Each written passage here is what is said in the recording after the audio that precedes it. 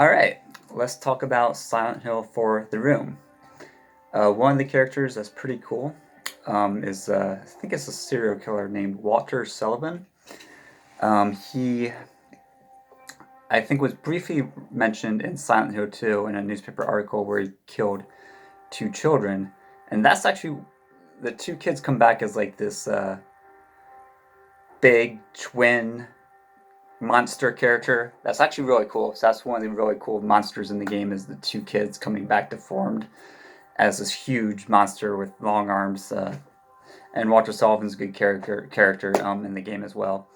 Another minor character is Cynthia Velasquez. I think you meet up with her briefly at the beginning in the subway station. And then she's killed by like an unknown man, one of the, manifestation monster characters, I guess. What's cool about this game is you play a guy named Henry Townsend. I think he's in his late 20s or early 30s.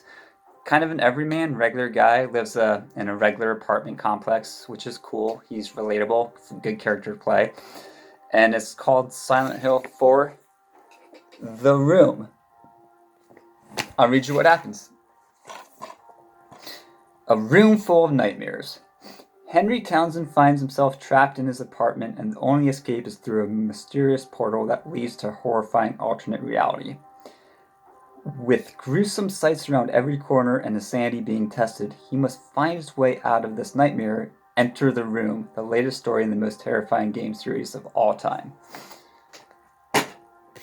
So yeah, this actually could have been a standalone game because it's different from the other Silent Hill games in that... Well, here, I'll continue reading. Prologue. It was 2 years ago that Henry Townsend moved into room 302 of South Ashfield Heights, an apartment building in the medium-sized city of Ashfield. Henry was happy and enjoying his new life, but 5 days ago something strange began to happen. A recurring dream began to haunt him, and there was one other thing. So yeah, it's not really connected to Silent Hill at all. You're in this town called Ashfield. Henry's just a normal guy, living by himself. Mild-mannered dude, pretty cool guy. And then his gets recurring nightmares, and then shit starts to go down. Characters. Henry Townsend. Henry is a calm young man who never lets his emotions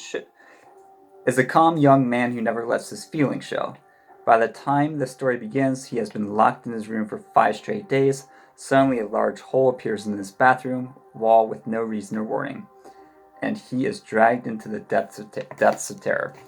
Yeah, so through that hole, you enter a subway station, a prison.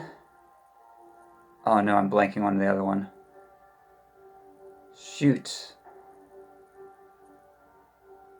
Something else, maybe a hospital. Anyways, I think you spend a good amount of time in the subway, a good amount of time in the prison, and maybe the other one is a hospital. I don't know. But yeah, it's really cool how you go into these worlds, then you come back to your apartment, and at a certain point in the game, your apartment becomes kind of demonic or supernatural as well, and weird shit just happens in your apartment, so even your apartment doesn't feel safe anymore.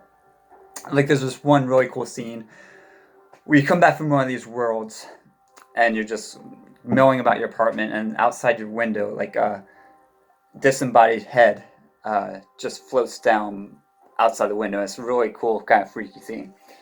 And the side characters are pretty good in this. It's really, they don't go overboard with the side characters, which I like. You're mostly Henry all the time, but occasionally you meet up with Eileen Galvin, who's pretty cool. She's pretty mild-mannered, just like she's kind of similar to Henry in that they're both kind of laid back, both pretty chill, both a little bit on the quiet side, I think. And they work together to kind of find a Walter, I think. So yeah, Eileen is Henry's next-door neighbor, the young resident of room 303.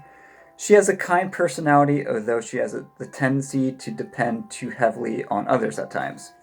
The relationship between Eileen and Henry is nothing more than simple recognition of one another, but they are both dragged into a strange set of events that will change everything.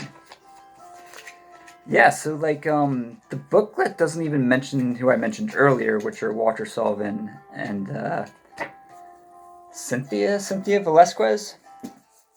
So the booklet doesn't give away too much, which is cool. Because you just kind of find things out as you go along. Yeah. So I like that they're our neighbors. Eileen and Henry, they don't know each other too well, but they're cordial with each other, and they work well together. They meet up a couple times in this other world, and it's a pretty cool story. I should play this game again. It actually, it's not the best Silent Hill game. The best are definitely the first or second. Um, Debatable which one. This one's kind of in a way, this one's kind of the most unique in some ways the most fun or enjoyable, just because you're in this room, you're with a character that you get along with all the time. We're not you get along pretty well with a side character, and there's not an abundance of side characters like in Silent Hill 2, where there's several side characters you interact.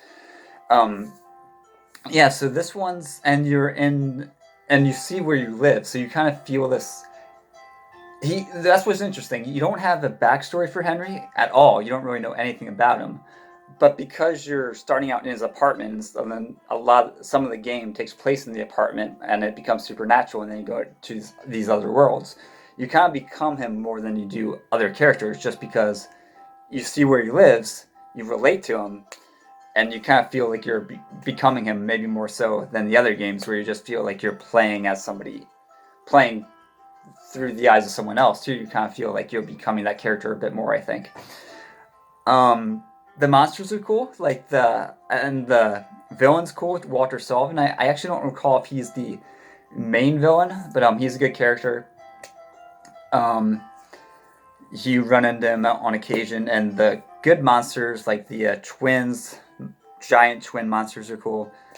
And there's like this game I think has a little bit more of a supernatural feel in that you kind of encounter more ghosts. Like there's a lot more floating apparitions in this game. Um, yeah, so I like this game. I think it's a good game. I should really play this game again. It's been a while, and it's it was underrated as kind of the forgotten game because it didn't really tie into Silent Hill. Like you're in the, as I said, you're in the town of Ashfield, just in a regular apartment complex. But I think they did a really good job in this game with the atmosphere, which was cool. I wish I could remember the other location. I know the subway is somewhat prominent. That's where you are at the beginning, and the first death seems pretty cool. Like Cynthia Velasquez, just this random person you meet in, and she's killed off pretty quickly, which I think really sets the tone for the game. I think she has like, I don't know, a number carved in her back, like 1824. That's not it at all, but it's like some random number, 6371. I have no idea. I can't remember the number. But yeah, she has something carved in her back, and it's a cool setup, and the subway's a cool atmosphere. Oh man, I can't remember much about this game, even though I liked it. Yeah, I should play this game and come back with a more succinct review because I definitely remember really having a lot of fun with this game. Um, the music score is a bit different from the first two. Um, a little bit less like the openings for Silent Hill and Silent Hill 2 and Silent Hill 3. I didn't care for the intro that much, but they're a little bit more poppy, a little bit more energetic. And this one's just a little bit more kind of spacey. Not even so much scary, but just kind of like, I'd say eerie, like a kind of an eerie opening.